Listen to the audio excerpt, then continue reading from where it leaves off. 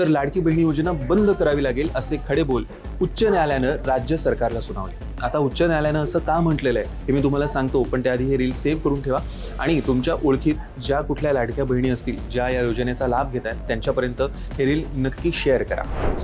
मुंबई महापालिकेच्या एका निवृत्त महिला कर्मचाऱ्याला 7व्या वेतन आयोगाप्रमाणे पेन्शनचा लाभ मिळाला नाही आणि इतरही काही लाभ मिळाले नाहीत, म्हणून त्यांनी उच्च न्यायालयात धाव घेतली आणि त्यावेळेला उच्च न्यायालयानं राज्य सरकारला हे खडेबोल सुनावले। आणि तेव्हा उच्च न्यायालयानं म्हटलं की शिक्षक आणि शिक्षकेतर कर्मचाऱ्यांना 7व्या वेतन आयोगानुसार पेन्शन आणि अन्य लाभ देण्यासाठी सरकारकडे पैसे नसतील तर लाडकी बहीण योजना बंद केली पाहिजे, अशा शब्दात मुंबई उच्च न्यायालयानं राज्य सरकारला फटकारलं आणि सोबतच इतरही अनेक सवाल उपस्थित केले।